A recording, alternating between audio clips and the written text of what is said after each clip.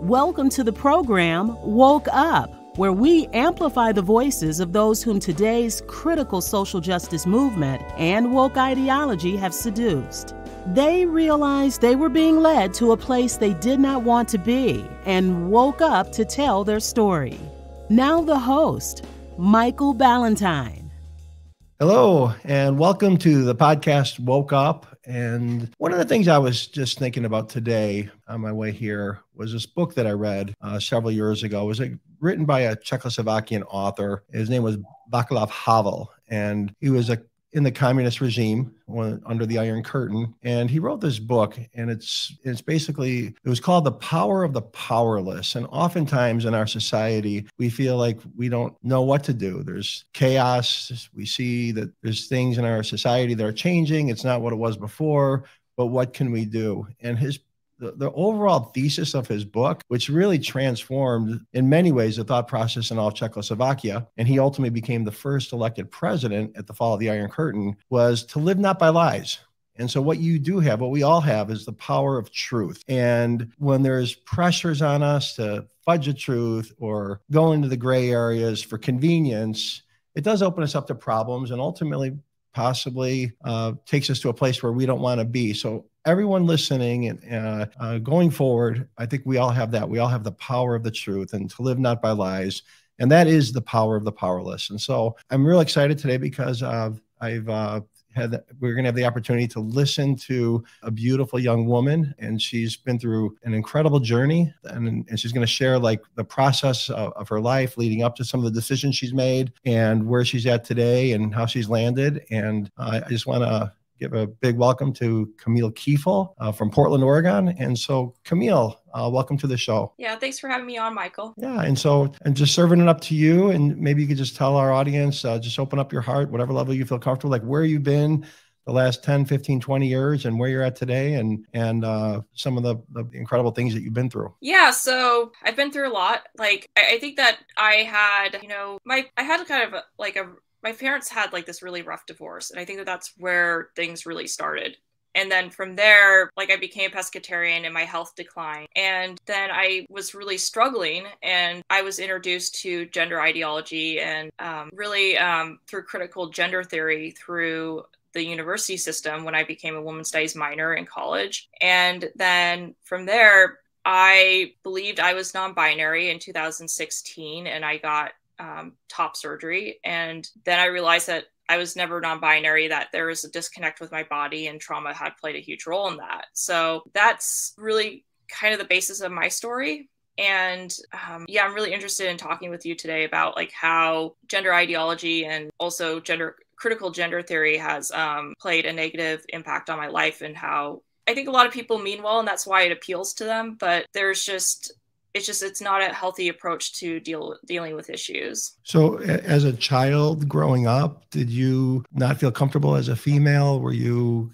considering that maybe you were really a man born in a woman's body and nature had dealt you a bad set? Or like, what were you thinking prior to going to college and studying critical gender theory? So part of it was, when growing up, I actually didn't really have the gender issues. It wasn't until 6th grade when there was this traumatic event that happened and it impacted, I just had trauma around my sexuality and around being a woman in 6th grade. So that's when this all started. And from there... Were you abused at that age or did something...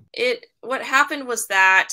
Well, a couple of things happened. One of them was that my father, trying to protect me, told me how men his age talked sexually about girls my age. And he was trying to get me to dress more modestly and to be, I think that it was well-intentioned, but it ended up making me really nervous.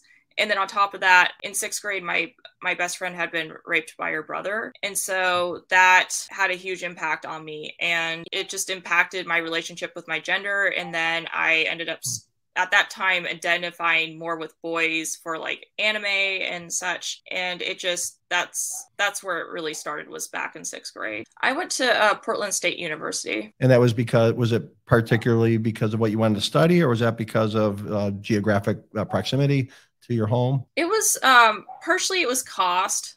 I actually wasn't quite sure what I wanted to get into. And so that was part of the issue as well. Okay. So then at that point, had you had experience dating boys at all, like in high school, or were you dating in college at all? Or were you, okay, and were you like studying people like Judith Butler, who I attributed to being like one of the founders of gender studies? Were you like studying their writings or stuff, or were there certain classes? Like what were they teaching you that you latched onto that was alluring to you? You know, I read, let's see here, Naomi Wolf's, can't remember the title of the book now, but I read that, like, it was like the beauty myth or something. I can't quite remember, but I was reading a lot of works, like they would particularly have us read essays from different authors.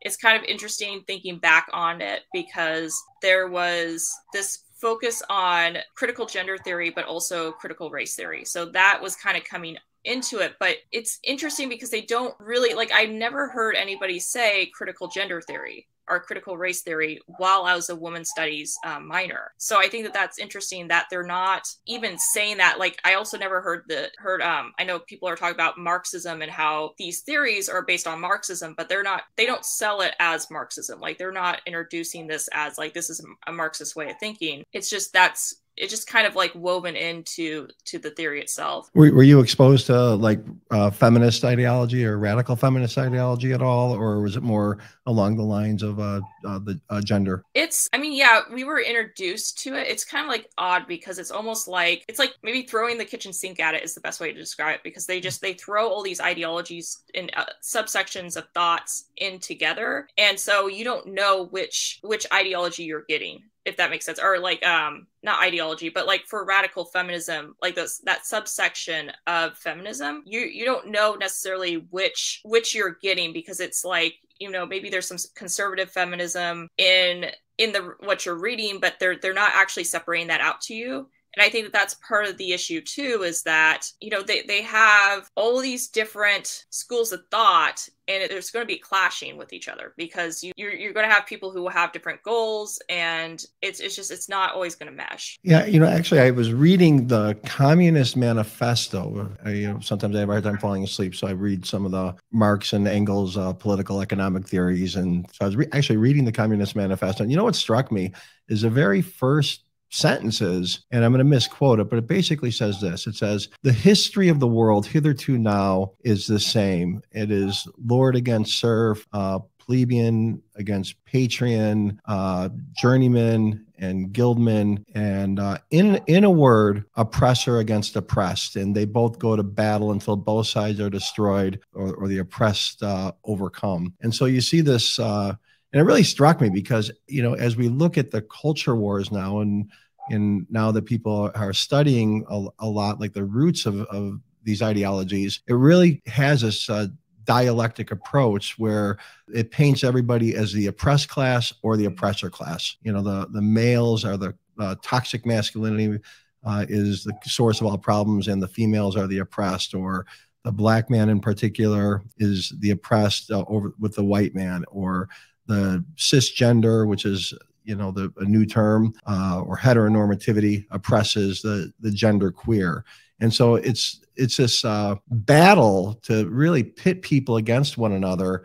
And to me, you just see the manifest evidence of what's happening is abject hatred, you know, and really a war. And it applies to all of it. It seems like there's they're all kind of tied together in this cultural Marxism, because as we know, in the West, Marxism did not take. And one of the reasons was the strength of family, the strength of the church. There was a guy named Antonio Gramsci, who was an Italian communist. He wrote the Prison Diaries, and he talked about cultural hegemony, and that those need to be broken down for communism to really rule. And so it seems like it's really grabbed hold of these ideologies in the university of the oppressor-oppressed dialectic, which is, I'm just seeing that it's causing so many problems and so much attack on every aspect of what we've historically known to be true. A war on family, fatherhood, institutions, the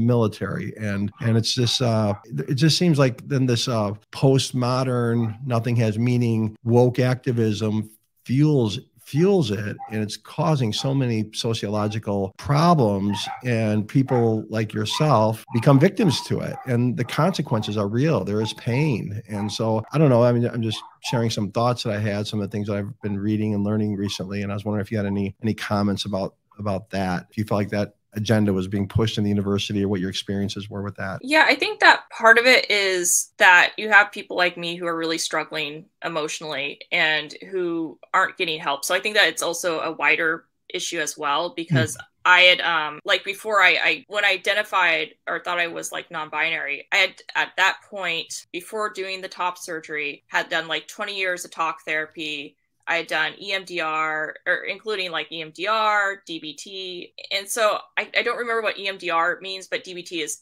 dialectical behavior therapy, which is really a skill-based therapy. And so then I had done 2 rounds of TMS, which is transcranial magnetic stimulation therapy, which is a cousin to ECT or electroconvulsive therapy, but not as severe. But I was really struggling within the current system, and when I got better through my physical health, then it was like, that's what I needed all along, was that I needed to be better physically. Like, that was the root cause. And so my concern is that people like myself who are in that vulnerable state are being sold this idea of you're depressed because of sexism, because of transphobia, because of racism, when it's like, it could be an underlying issue, like with myself, that just needs to be addressed. And during those talk therapies, and like you said, you had some trauma. Obviously, it's in 6th grade. I know that EMDR, I've actually done it. I thought it was pretty fascinating. Did you find relief doing that, or did you feel like it was like not really getting at the issues? Or how would you evaluate? It sounds like it wasn't a perfect panacea for you, but did you find that talk therapy and some of those other treatments, were they helpful for you in terms of wholeness and health? You know, they weren't helpful to me. And I think that that's part of that, again, is that what I really needed was to address my physical health. And this is something that I think is being really overlooked. I do really think that we need to look at the physical health aspect, because I know, like, I did hyperbaric oxygen therapy and I was part of a case study for that. And for that study, I did like a questionnaire, like a self-questionnaire, and I went from what was it? Yeah, I think it was it was moderate to severe anxiety to mild anxiety through 60 treatments. And then my ADHD went from like 75 to 7. I don't remember the exact number, but it was remarkable how much that treatment helped me. And so I'm really honed in on the holistic health, because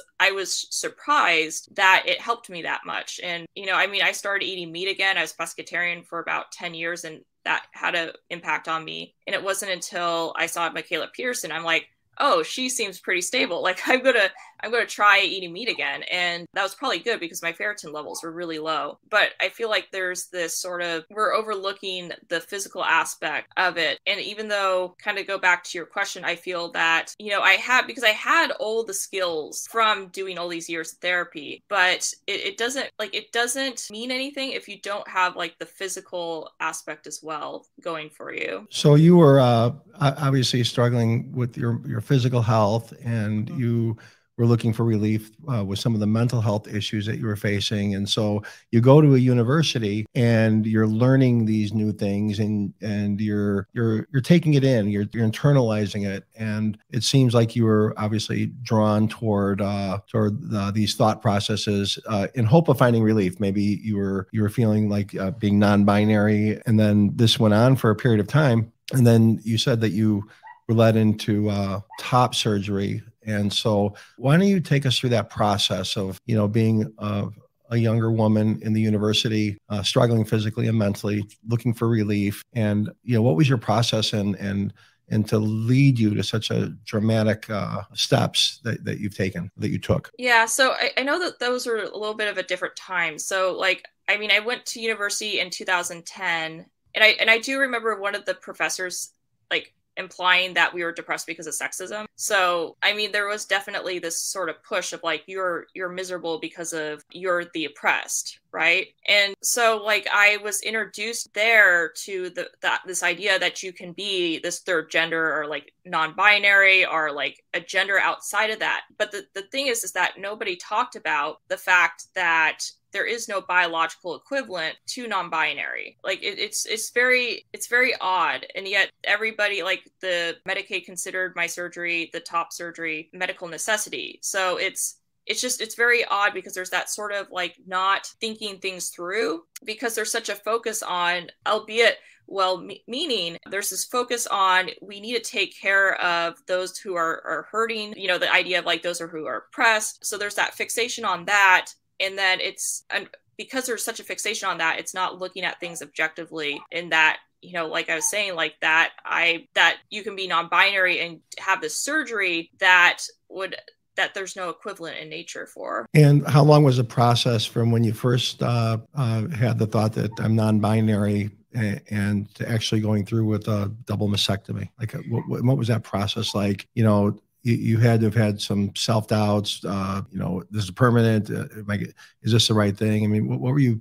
thinking about? Like, what was going through your mind and how long was that process? Yeah, so I started believing I was non-binary around 2016 when I seen a gender therapist, which again wasn't objective. And she actually believed in otherkin, which should have been like this red flag. But which otherkin, from my understanding, is like you believe you think that you're an animal, or it's this sort of like other identity with like animals. So that should have been like a red flag. But, you know, it's sort of like, well, you know, you just feel like that when you're in that ideology, like, well, there are people who, like, you know, again, that sort of oppressed, like, you know, well, maybe I'm wrong, or like, it's just like this sort of like second guessing rather than thinking of things critically. But so, yeah, I believed I was non-binary for years. And then I asked my doctor about top surgery. And then they connected me with these two gender, like mental health professionals. And then from there,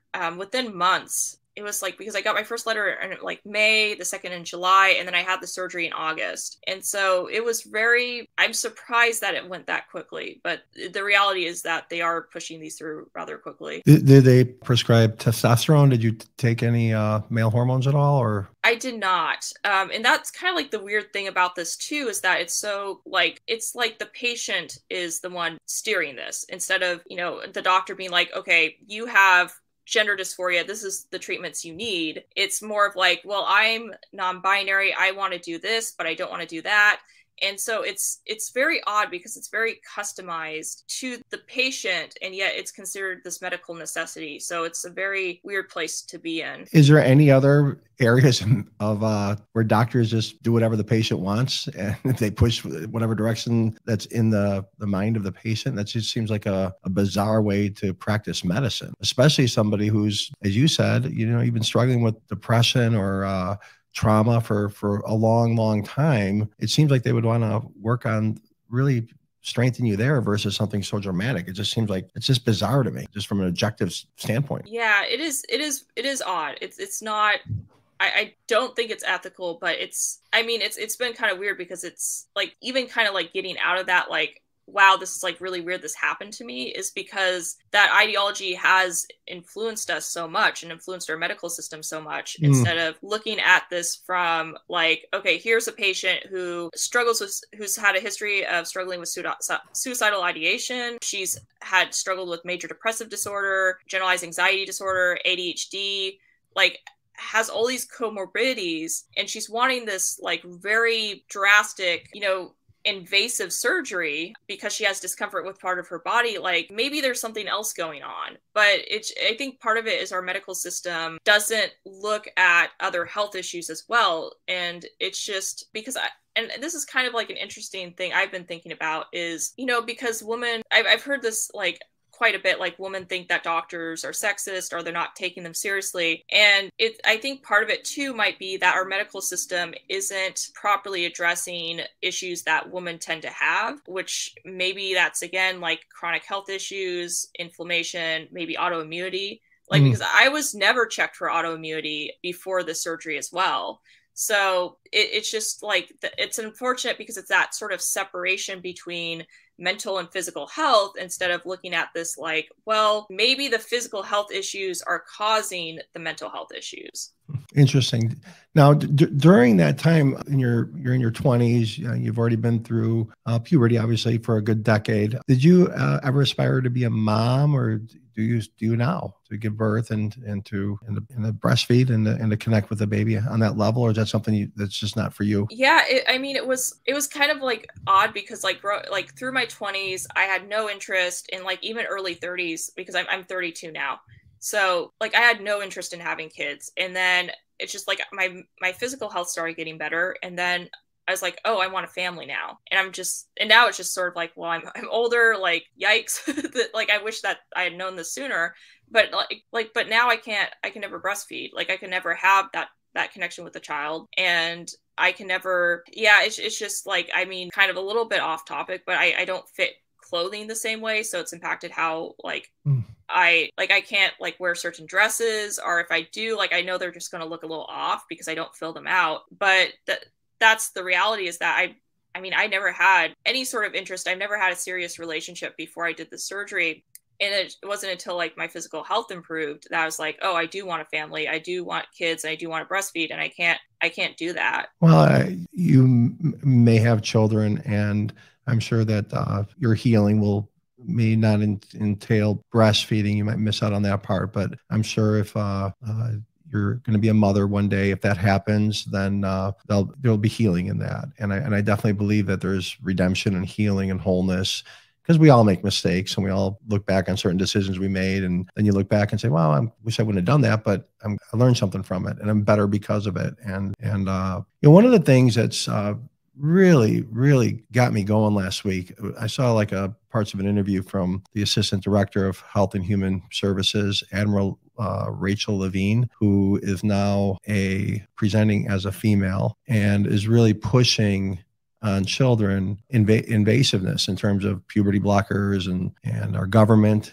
from the top down is really pushing this agenda on young people, and that doctors should be proactive in this. And what really bothered me because they love their children, which is the bond between a father or a mother and their child, is something so incredible. But yet this person who has a certain level of gender dysphoria but is now pushing this ideology on children. And as you know, like, they teach us pronoun usage, but then it's transitory. Sometimes people present as male or female, or and then sometimes it changes. And the human brain, I mean, a 15-year-old, a 14-year-old can't make those decisions.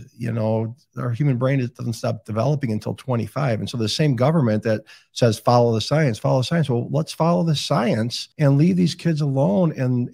And why are we pushing this on children in such a way that there's consequences that they will have to live with the rest of their life, and possibly they may just naturally grow out of? And so I'm angry with our government. I'm angry with this, what I see as an agenda. And so I don't know, like, what your feeling is about what's going on with children in America, and this whole concept. I don't know if you read the book by Abigail Shriver, Irreversible Damage. Are you familiar with that book? Yeah, I've read it. Yeah, it's an excellent book. I thought that she was so clear, and this concept of rapid onset gender dysphoria.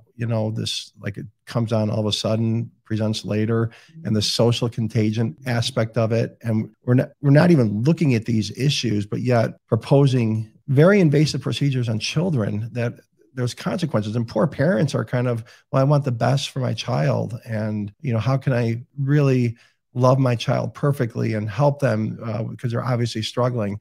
And so that's my opinion, but I'd like to hear if you agree with me, if I'm missing something, or if you'd like to add to that, like, what your thought is about this agenda that's permeating our society, targeted toward young people. Yeah, I think that there's a lot of people who are meaning well in this, but the thing is, and I think that part of this comes from a lot of these people are thinking, well, because this is what was said to me from a couple of my therapists, was that, well, you must be non-binary, because we used to think being gay was a form of mental illness. And so you being non-binary is not a form of mental illness. Like, that was sort of the correlation that these therapists had drawn. And so I feel that part of this has stemmed from people kind of connecting this to the gay rights movement. But the problem is that it's, which unfortunately, many of these these kids who believe that they are trans are actually gay or lesbian. And so then they're doing these unnecessary surgeries because they're being encouraged to do that because they're not gender conforming. And so I think a lot of people meant well, but it's this ideology that's, not looking at this from this objective standpoint. And then you have trans, which is considered like the most oppressed group. So like when people say like, well, you're having these gay and lesbian individuals, you're having them being like kind of like the idea of like transing away the gay, like you're having them do these surgeries when they're actually gay and lesbian, but then those get dismissed because they're not the most oppressed minority. And like when it comes to the kids who are struggling, probably because of mental health issues, most likely, they're not looking at the fact that there are other factors, like again, like they when you have like something like ADHD or autism, like you're a little bit different. Are you being like picked on or bullied, or and then again with the gay and lesbian, are these kids being like picked on because they're gay and lesbian, or like because they're gender non-conforming? And then instead of like putting that in that box of being, you must be gender conforming, you must be like the opposite sex, or then there's the whole non-binary thing too. I think that again, it's just a lot of people mean well, and a lot of these kids will just grow out of it. Like they will grow out of it, and then the other ones that won't grow out of it, which is my concern as well, is that we need to look at other issues going on, like the physical health issues, because the reality is that, like in Abigail Shire's book, how she talked about this, is that some of these kids have these issues and they grow up and they still believe that they're trans, even though they have this underlying health issue or they're gay. Yeah, I think it's sad because these kids are dealing with a lot of issues that are not being looked into, and that this is just a very complex issue that's been very politicized. And since can you tell us about the process after your chest surgery or your double mastectomy? Like you did that, were you satisfied initially? Were you feeling like this is really good for me, or what happened? What was the process? Like how long ago did you detransition, and like what was once you did the chest surgery up until now? Can you just take us through like what has been going on within you on an emotional and psychological level? Yeah. So when I first got the surgery, like I remember thinking that this was good, like this is what I needed. And then I remember when the surgeon took the bandages off, that I had a lot of mixed feelings. Like I felt like I should be happier, but I didn't feel that way. And then like I think part of it was that I developed a lot of health complications after the surgery. And so how long ago was this? It was August 27th, 2020. Okay, so it's just over 2 years ago. And so there are consequences. What were some of the consequences that you were facing, that you had? Yeah, so I developed Raynaud syndrome, which is like your capillaries shrink and you have discoloration with your extremities. I started getting bony prominences. So like this knuckle, I don't know if you can tell, is like bigger. I'm trying to like do this. Like, okay, it's not going to focus, but pretty much this one's bigger than the other one. Yeah, this one's bigger than the other ones. But I developed tinnitus after the surgery. That's ringing of the ears, is that? Yep. I developed tinnitus, and then I was like, I have issues with, I bruise very easily now after the surgery, and I have issues with skin discoloration in general. So yeah, I developed all these health issues, and that's really been the focus the last 2 years, was working on that, because what happened was that the doctors took me seriously at first, and then after they thought I had psychosomatic fever, they stopped taking me seriously. And so then I had to look at a more holistic approach, because they just wanted me to see a therapist again. And since I had done 20 years of therapy, I was like, yeah, that's not the answer. So then I ended up looking into holistic health as a way to try and mitigate these symptoms. And then I was surprised when my mental health got better. So that's pretty much the story behind that. And during this time, were you, I just don't know what I don't know. So were you presenting as a man, or were you intentionally being like male and female, or like how were you presenting yourself to the world? Were you during that period subsequent to the surgery? Yeah, so I was presenting more androgynous. So like I had very short hair. I was wearing like men's t-shirts and such, and like I'd always wear like jeans and such, and like never a skirt, but just mainly more androgynous, maybe androgynous masculine. And now you are obviously presenting as you were born as a biological female. And so how long did you wait to decide and say, you know what, I'm not going to do this anymore, and I'm going to be who I was made to be, or to live my life normally in the body the way it's created to be? Yeah, so about a year and a half after the surgery, I remember being like, I had some inkling probably a little bit before that when I did some of the body work. I was like talking to my practitioner a little bit, like, could we work on some gender stuff around that? Like there's like, I think it's like 𝗩𝗓𝗃𝗃 allergy elimination technique, and you can do gender. So I was like, you know what, I know I have this history of gender stuff, like, can we do that a little bit? And so she did. And so I had like a little bit of an inkling around it. But then it wasn't until probably about a year and a half after the surgery where I was like, you know, I don't think I'm non-binary. I think I'm actually a woman. And it was just this kind of like weird moment, but I was also emotionally stable enough to be able to handle that. But yeah, it's just that's kind of how that ended up. And now you're involved with using your voice. You're speaking out. What types of things are you doing now, and you're involved with? And what's your passion going forward? And how do you want to use your experience in your story? What are your objectives? What really gets you up in the morning? So for me, right now, like, I mean, I spoke at the Florida Board of Medicine hearing about, and just shared my story so that there can be more awareness around detransitioners. And then I also submitted, like, I wasn't able to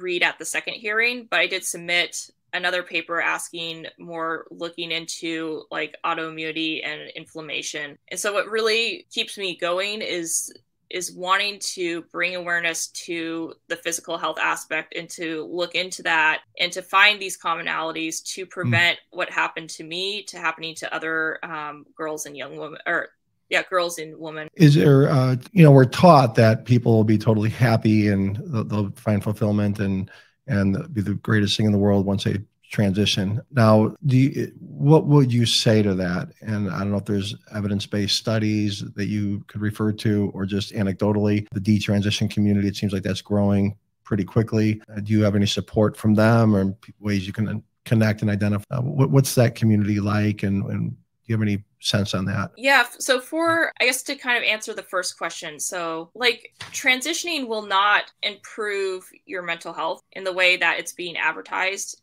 It's really like, it's important that people work on their mental health if they're even considering transitioning, and that to resolve those issues before, because it is being sold as like this sort of like, perfect thing, but you're also doing these very invasive surgeries, and you're also, a lot of people a lot of this is experimental because we don't know what the impacts on the body will be. Like, I know of a couple detransitioned women, and they'll talk about how if they talk too long because they've taken tea, that their vocal cords will start hurting. So, it's just like you do anything to the body, you don't know what that cascade of effects are going to be. So really, I guess to start off with would be to make sure that the underlying health and mental health issues, or I guess physical health and mental health issues, are addressed. And then what was the second question again?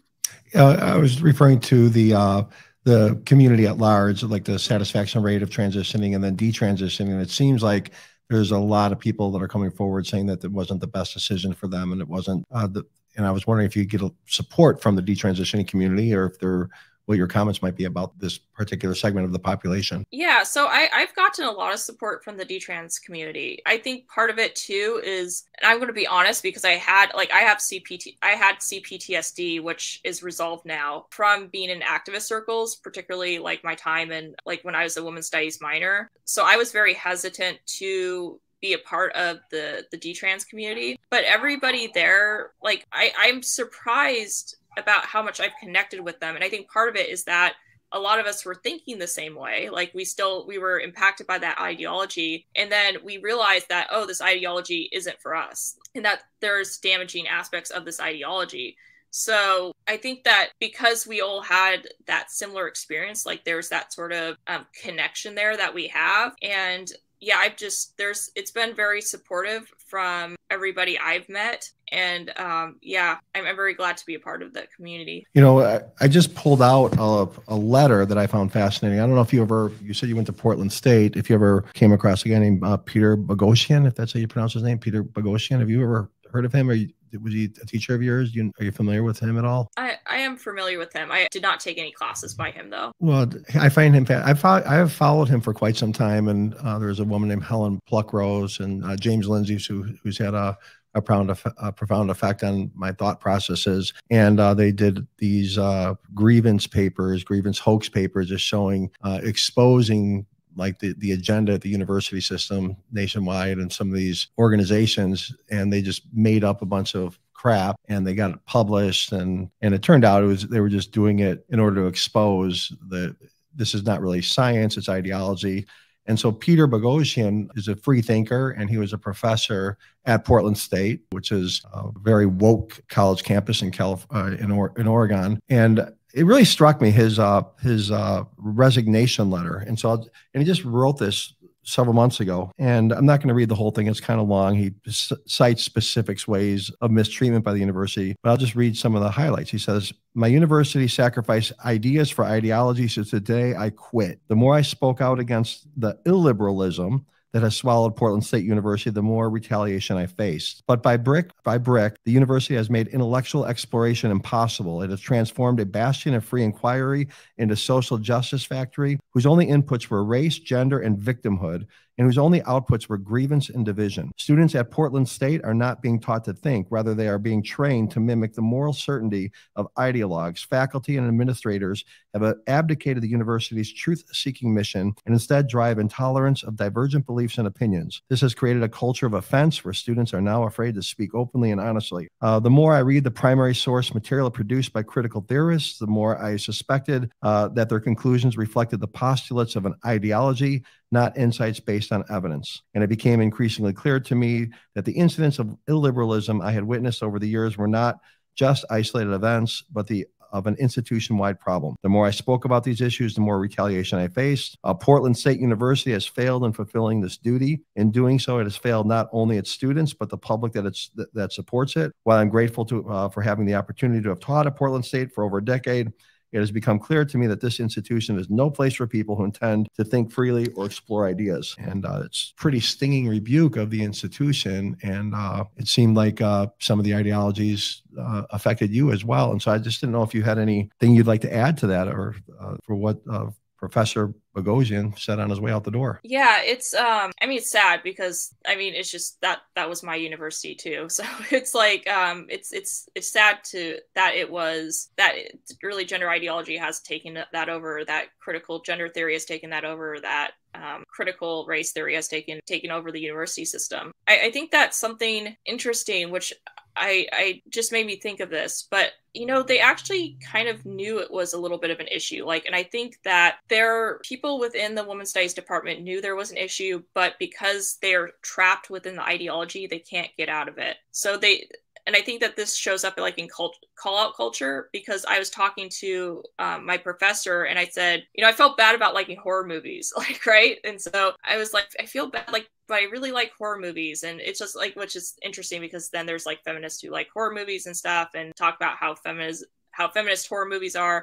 But there's this sort of self-deprecating aspect to these sort of ideologies. And then there's this sort of bullying that goes on. And I was talking to my professor about this and she said, I know that this is an issue, but she felt like she couldn't talk about it. So it's interesting to me because you have this ideology that's cult-like, because ideologies, you can't have a cult that's out of an ideology. So this is a cult that's going on right now, and that you have people within that cult who know that there's something wrong, but because they're stuck within that framework of that ideology, they can't actually get themselves out of it, because in order to get yourself out of the ideology, you have to look outside of the ideology itself. But you can't, because the ideology, if you're going outside the ideology, then you're problematic, you're right wing, you're all these horrible things. And so it's sad because it's a very difficult thing to get out of as well. But yeah. Now this goes back several years. Did you feel like free speech was stifled? People couldn't really fully express themselves, that there was a mantra or a communication style that was expected, or was that in the atmosphere, or did you feel like there was a lot of liberty to just speak your mind and have divergent thought? Yeah, in 2010, it hadn't really seeped into other parts of the university at that point. as much, but it was definitely like what I saw in 2010 in women's studies is what everybody's seeing right now. I mean, you would say something and then somebody would have a sort of emotional outburst. Well, like, because they felt like they were I remember like there's this white man who was speaking and he said something about like, kind of that idea of, you work hard, you can achieve things. But then a white woman in the class got upset because she was like, well, you can't say that because you're a white man. So it's that sort of like infighting and like people like reinforcing that ideology, that sort of free speech can't have that in those circles because the ideology rules all. But and it's just sad because that's the way it is with that sort of group. It's really interesting. And for you yourself personally, how did you break out of the ideology? It obviously affected you. What was a turning point in you where you said, look, I'm just not going to do this dance anymore. This is not who I am. And you've broken free from it. When I'm sure you see, and you have a lot of peers that are stuck in it. Like what was the defining moments for you and how did you wake up? Well, I think part of it was that I ended up developing CPTSD from activist circles. And so I think that was kind of the start of it. And then but I still wanted to do the right thing. And that's kind of the problem with the ideology is that you're doing the right thing, you're helping people. And so like what pushed me over the edge was when the Black Lives Matter movements happened in Portland. I was looking at this and I was like, I feel like I'm insane because I'm the only one that sees this as wrong, even though like I'm also like, well, I think racism is bad. I think if cops are racist, that they should be held accountable. So I had these feelings and I just felt like I was alone because I was like looking at our city being destroyed and I'm like, this is wrong. And so I was thankfully talking to, and this is probably the best thing a therapist has ever done for me. I was talking to this therapist and she said, you know what, here's Jimmy Dore and here's Tim Pool. Why don't you watch them and just like see what you think, sort of thing. And so I started watching them. And so it was like this introduction to new ideas. And then I was on YouTube and the quartering popped up like on the sidebar of recommendations. And I'm like, oh, who's this quartering guy? Like, let me check that out. And so then I started watching the quartering, and then I started watching You Are Here with Elijah Schaffer and Sydney Watson, and then I started watching Louder with Crowder. So it was, and then Actual Justice Warrior. So like all these getting introduced to new ideas was part of the way that I actually got out of this. And so that's I think an important part is getting introduced to those ideas. And I think I'd be very interested in kind of like how deprogramming is, because that was almost like a self-deprogramming for myself. That's interesting. I mean, yeah, because there's so many people on the far left. I'm not talking about, center left people, but the far left radicals, they just cut any conservative out of their life. They don't want to hear anything, an opposing opinion. They live in an echo chamber and they somehow think that this is reality and this is how the world operates. And it just doesn't, especially if you get outside of America. This stuff would never happen in the Islamic world or deep in Latin America. It's just not there. And so I do have a question for you too on pronoun usage. That's a relevant thing that affects everybody. And I was wondering what your thought is if that should be something that should be honored and respected and followed, or is that something that should not, or could you maybe bring some nuance to that? Yeah. So, I mean, it's kind of, it's interesting because I mean, I went by she, they pronouns for the longest time. Mm-hmm. But I never forced anybody. Like back then I just wanted like that, like on my forums or whatever. Like I think it's so interesting, like listening to how other people deal with it, because I was like, for me, the gender thing was a private issue. So I didn't want everybody knowing that I was non-binary. And so like looking at that now, I don't think it's a good thing. I think that sort of enforcing people to use the exact language is dangerous. I think that, and there's like, and we're seeing this, I think in Canada, where it's just like, you can be like fined, or you can be like, I think it's fined, if I remember right, if you do use the wrong pronouns. So I think there's one case where I think a man lost custody of his child because he did not, in Canada. So that's pretty stark. Yeah. And I think that when it comes to free speech, which I am definitely an advocate for, because partially as a detransitioner, I know that there are people trying to silence me. So it's important to have free speech. Like, even though again, kind of like, even though I don't agree with everything everybody else says, I think that that sort of silencing that discourse will cause issues. And the pronoun usage and not having people being able to discuss that openly and having to enforce that, I think is like an extension of free speech issues. I absolutely think this should be discussed. And I can understand the pronoun usage. Like, my name is Michael. I prefer to be called Michael. People call me Mike. Well, I prefer Michael, but I'll go with that. So I can characterize it that way. But one of the things that really, this whole thing, all this wokeism is, I think, an issue of identity, like who we are as human beings. And there's such an emphasis now in your gender identity. I identify as non-binary or male or female, or even Black Lives Matter. I identify as Black and my identity is Black. And I'm not picking on Black. I'm saying that whatever, we just focus on our identity, which is our demographic, our sexual preference. But humanity, it's so much deeper than that. I mean, there's gone is the idea, like, I identify as a child of God. My body, no matter what the color, my language, or my gender attraction, or how I feel, is how I interact with the planet. And so, like, one of the things that I can't stand about the left's emphasis on the pronouns is not just, whether I'll use pronouns or not. I do. It's not that. It's a deeper thing where it's a litmus test of whether or not you love that person or value that person. There's some people that don't want to use pronouns that are not assigned to the birth gender because some people really believe that they're in the Abrahamic religions, that there is God and he made male and female, and they have a duty to God more than a duty to man. And it's not that they don't love the person or don't respect them, but they feel like it'd be a violation of their own conscience. Some people don't want to learn a new language. It's confusing. Some people don't want to be told what to do and demanded. Some people don't like compelled speech. And on the other side, for those that do use it, some people do it because, they truly want to honor that person and they want to respect them.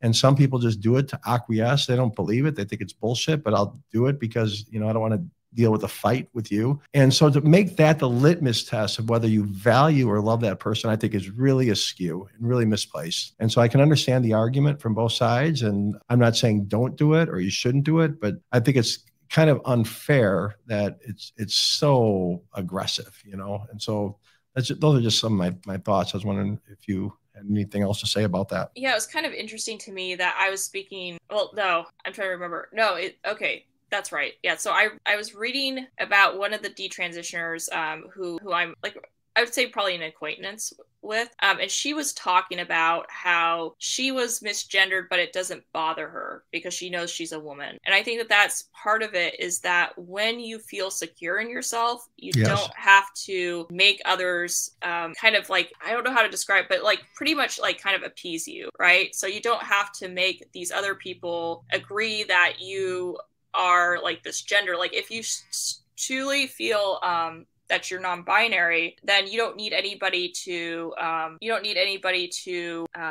affirm that for you if you are truly that thing. And so I think that that's part of the issue, is that there's like this insecurity, and these people are looking for outside support and for people to to make them feel better, when it's like they need to work on themselves and really like get that down. Because when you are secure in yourself and you're confident, then you don't need that outside reinforcement for that. That's a great point. And I don't have gender dysphoria, but if somebody said, okay, you're a woman, you're a girl, I'm like, oh yeah, whatever, because obviously I don't feel like a woman and I don't present as one, and it wouldn't bother me.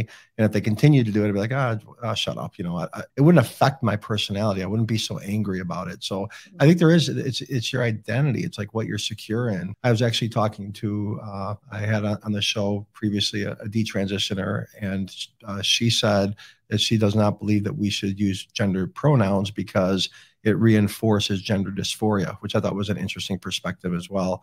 I didn't mean to sidetrack into that, but that is a very relevant cultural, practical thing that's germane to everybody listening to this podcast that is around the university system, or especially urban centers, or in the corporate world. And so what should our response be? And as a detransitioner, I was really curious to hear your input on that as well. Yeah, I think that's an interesting point of that it reinforces it, because I mean that's a possibility, is that it is reinforcing that. I mean, if you get told the wrong pronoun, like that's going to throw you off too. So yeah, I do think that that's an interesting point. For how to deal with it in the corporate world, I mean, even when I believed I was non-binary, they would like want everybody to say their pronouns, and I didn't want to. Like, I was feeling that it was outing myself, and so I just wouldn't say my pronouns. That's how I dealt with it, you know. And I mean, it's difficult, like with the corporate world, but I don't think that it really has a place there, just because it is, you know, it's that sort of like reinforcing, like, you have to use this for me, and then it's versus, you know, like if somebody, you know, if somebody's presenting a certain way, and then they might naturally get that pronoun, but it's just like, it's bringing too much attention to it, I feel like. And I know that that's going to be tricky for some people, but I don't think it has any place in the corporate world. Interesting. And so in summary, I want to give you the final word. And I just want to commend you for the amazing journey you've been on, and the things that you've overcome, and the things you've dealt with in your life. And I just find you to be a fascinating human being. You're a beautiful woman. You are an incredibly articulate person. You're compassionate, you're caring, and I'm just really impressed with your character as a young woman. And so I'd like you to just have the final word and let people know how they can get a hold of you, and if there's anything that you'd like to just add to our conversation, and I'll let you close up. Yeah, I just want to say thank you for having me on and bringing this really needed discussion around, you know, gender ideology, critical race theory, critical gender theory about, because we really do need to discuss this, and it has really taken a hold of many institutions. So yeah, I just want to say thank you for having me on, and you know, you can reach me at I have all my links, which has all my social media, but I can also be found on Twitter which is at Get Better Tweets. I have a YouTube channel, which is the Get Better Researcher, and you can find me there. Okay, well, thank you so much, Camille. May God bless you, and may He prosper you, and you have 100% fruitfulness and healing in all aspects of your life. Thank you again. Thank you.